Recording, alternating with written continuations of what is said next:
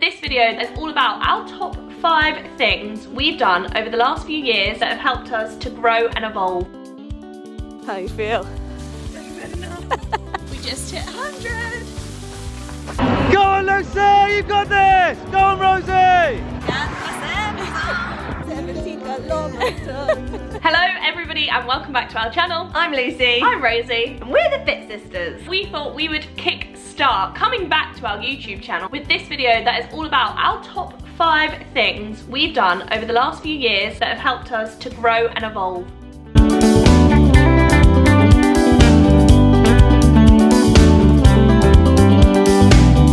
So I feel like at this time of year, new me vibes come in, you know, where people are going to change drastically loads of things, but that's not necessarily what we actually need to be doing. Maybe you could use this time to reflect on some of the things you achieved last year or over the last few years and how that shaped you to be who you are now and what you might want to look forward to in the future that will do similar.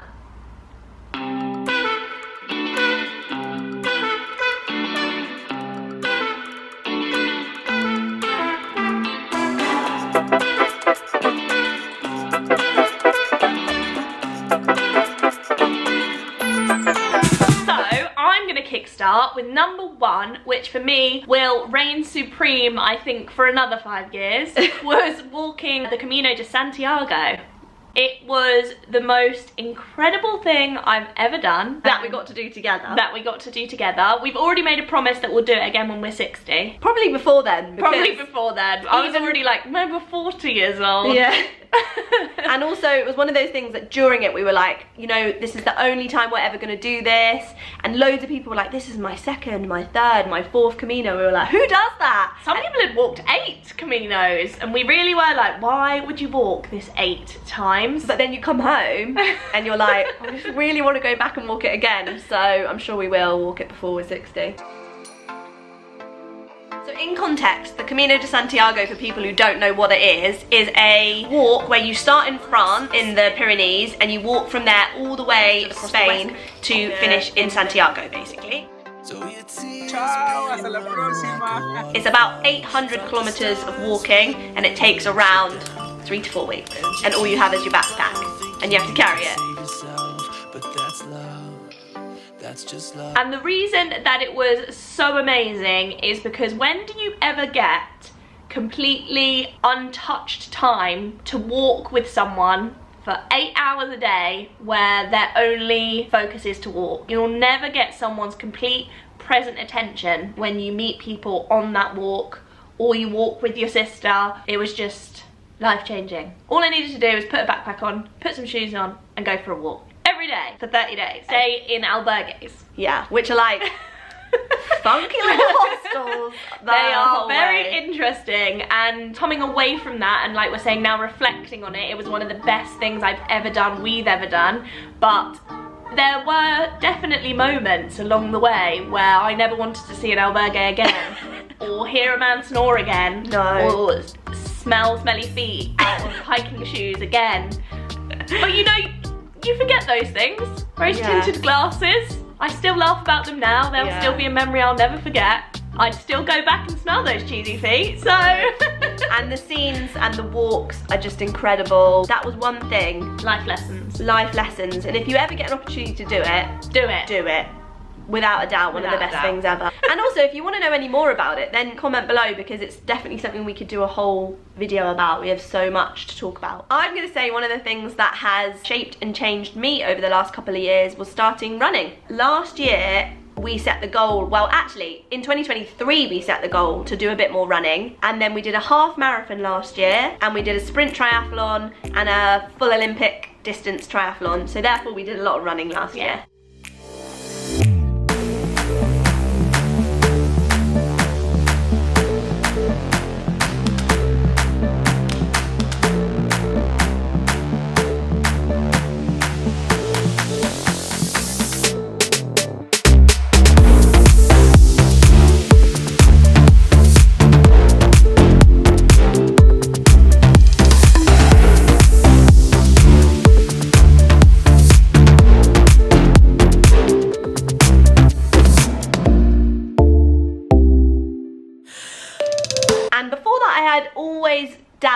with running in terms of I'd go for the odd run, but Probably never the odd 5k. Yeah, but I'd never fully committed to any long distance running. Or consistently long distance. I mean, if you've been here since the beginning, you'll know we did a crazy half marathon without training in lockdown. Oh yeah, and we ran losing our minds. We ran 5k every day for 50 days for charity. Raise money for Parkinsons. Yeah, so we had done running, but never like a consistent running program that led to us to see the improvements that you do when you actually are in it for the long haul. Yeah. And the enjoyment that you do because you see those improvements. Yeah. And if you are someone who loves running, then you'll know the kind of feelings and addiction you get when you start actually committing to your running journey. I think that's one thing that shaped me a lot in terms of my training, really appreciating doing zone 2 type training, easy training in your week. I'd always been someone that's just high intensity, go push my body to its limits all the time, which isn't necessarily good for all of us. And let's be honest, very often we're still running easy and Lucy wishes she was running for speed. Rosie loves easy running. She's like, this is so great, and I'm like, I'm bored, I just want to run fast. I just love being outside and seeing, say for today, it's beautiful and blue outside, crisp weather, a little bit chilly, perfect day for an easy run. Yeah. Out there for an hour. Do you know what, they have grown on me. Yeah. Like, when I first started, I found them enraging and always wanted to go faster than I needed to go. And sometimes you still want to just plug your AirPods in and ignore me. Yeah. But do you know what, we'll go now for like an hour run, just chatting to each other, and headspace is great. great. Headspace is great. Or if we're just thinking about the business and we need to just go and brainstorm, it's one of the best things, just go out an easy run. But also just in terms of when I first started my running, I would find 5Ks like quite hard, probably because I was running too fast. But also now I can just go out and run for an hour or more at an easy pace and it doesn't faze me at all. We built that engine up. Yeah, and I'm fitter than I ever was from doing that. In all other things, our performance has improved, and I really do attribute that to running. Yeah. I would say number 3, which is another huge thing we did, we walked the 3 peaks, and we did it as a group, and we tried to do it in under 24 hours. If you don't know what the 3 peaks is, it's basically the tallest peak in Scotland, which is where we began, Ben Nevis. Then we went back to England, did Scafell Pike, and we finished in Wales with Snowdon.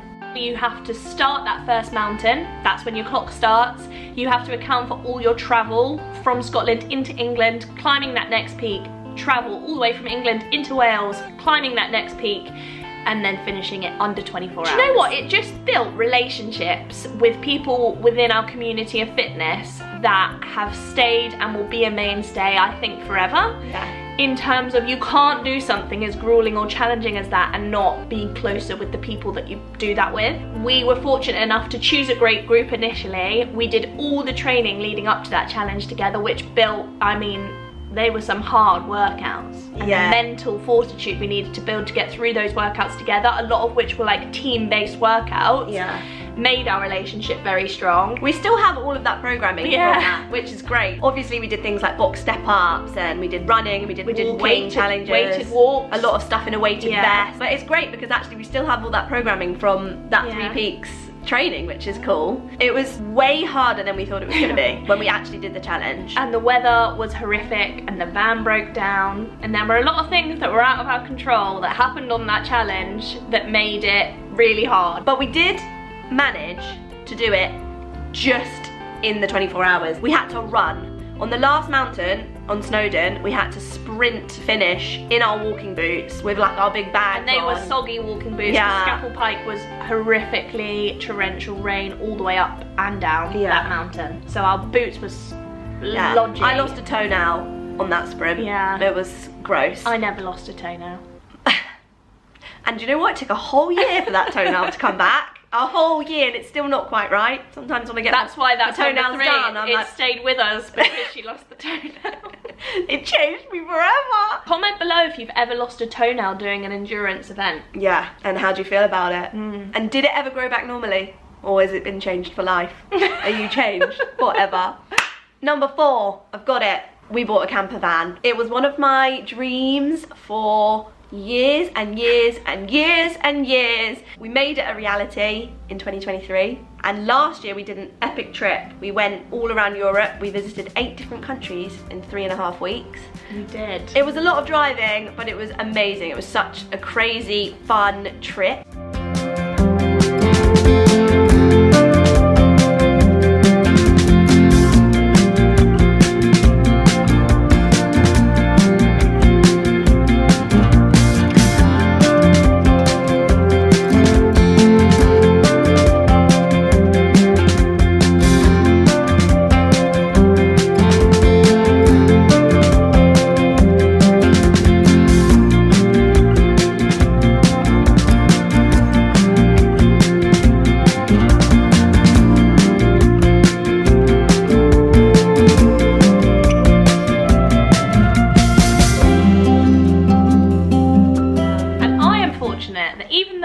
camper van is not mine. I was invited along as a passenger princess to explore for 3.5 weeks all these countries. She did have to sleep in the roof. I love the roof. I have never slept so soundly. I actually think you slept better than we did at the I bottom. think I did too. Because it was cooler. Yeah. Like, it was really hot throughout Europe in August.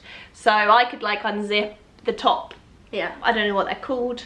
Fake windows? Yeah. Findos. I'd unzip the findos.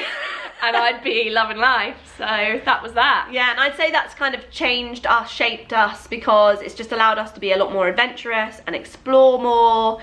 But van life is the best life. Oh, so good. It's simple, it's tiny living. You have to be quick to adapt and change. You get into like a really crazy routine quite quickly. Yeah, really quick. The same as the Camino, when we have been in the van, it's really taught us to be a bit more mindful about how much stuff you actually need in life. We travelled for a whole month with what was on our back, and we had about 3 outfits that we just like rotated when we did the Camino. And when we were in the van, you only can have as much as you can fit in a tiny bag. You start to care less about the fact that all your pictures or your videos, you're just in those same 3 outfits. But actually, do you know what people don't, I don't think anyone's ever mentioned it. You stop caring about it. You stop caring so much about your frizzy hair and I feel like it just makes life happier and simpler. All you really need to do is just sit in a camp chair in the sunshine when you pull up, have a nice barbecue dinner. Oh, it's great. And you know what? The running goal that we've talked about of us continuously running for a longer stretch of time, improving our performance, fits in so well as a way to stay fit and consistent with your training when you adventure. When you travel. Running shoes on and we can leave that van, leave that campsite, run, come back, job done. Getting a coffee after a run. Oh yeah. Oh, good times. Good times. Number 5, I feel like we can't not mention it. So when we said we briefly mentioned that we ran 5k every day for 50 days, and we did that for Parkinson's. Our dad was diagnosed with Parkinson's. So he must have been diagnosed about 6 years ago. And I feel as though even before that, obviously there were things happening that were making it quite apparent Dad wasn't okay. Yeah. The whole love of like adventure, doing the Camino, buying the camper van is definitely because of our parents. It did shape us to be who we are now for adventure, like fiends for it. Yeah. Dad's Parkinson's diagnosis, I think it really shaped and evolved us to find and figure out what is important in life. And I think we obviously run our own business, and for me, for a long time, all I did was work. 7 days a week, family inspired training, let's grow this business, let's find more clients, let's help more people, and I kind of forgot about me. I think what you realise when something like that happens, and I mean if it's happened to you or you've lost somebody, the thing that's tricky when somebody gets diagnosed with something like Parkinson's or dementia is you are on a journey, a grieving journey already when they're still here. Well, I don't know if that makes sense, but basically you're like grieving the bits of them that they might be losing while trying to navigate figuring out how to deal with the changes. And it just made me really realise like life is so short. So bloody we're not actually here for very long. No. But also when we are no longer here, what do we leave behind? Yeah, what's your legacy? What's your legacy? I do know that what we do with our business is so important, and that is a part of our legacy, but I don't want that to be the only thing. I want people to remember things like attributes, which I feel we started and did discover more of on the Camino. Yeah. Who the hell am I? People would ask you things, tell me about yourself, and I was, gosh. Yeah. Without just talking about what I do for a job, what is there about me? That was quite impactful when we were on that journey of, I do want to know those things. I would say about our dad, he is adventurous and definitely was more adventurous before this, but still has that adventurous spirit. And before the diagnosis, he was and still is, but like forever the optimist. I don't think he's ever held a grudge in his life. No. I don't think he's ever held on to anything for more than 24 hours in his life of like the day gone past. He's like the most present in the moment person. Yeah, and he always taught us, yeah, sometimes bad things will happen to you, sometimes people will treat you the way you don't want to be treated, but karma will come and bite them in the ass. He'd always say, karma, girls. Don't spend your time holding on to that negativity and try and be positive. And I like to think that we are very positive people, and I hope that we show that and bring that more. Like, that's what this channel is about as well. Yeah. To share and inspire and motivate and bring positivity to the world and happiness. Yeah. And Yeah, so basically that's definitely been something that's shaped us and changed us, and it's why we even went on the Camino. It's why I bought the camper, because you always think like, I'll do it eventually, I'll do it one day, can I afford it right now? And then you're just like, I'm actually just gonna do it, because who knows, don't know where I'm gonna be in 5 years, 10 years. But it ties into everything. When it was hard on those mountains, every time I go for a run, I think I'm grateful I get to run. Yeah. I'm grateful I'm climbing this mountain. I'm grateful I still can. I'm grateful I'm healthy. I'm grateful I can move my body. Yeah. Dad comes into my head whenever I do something physical. Yeah. Really hard workouts when you're just, I want to stop. Yeah. And I think to myself, but I can keep going, so I will. No, I will. Because whilst we can, and hopefully we always can, you can't take that for granted. No.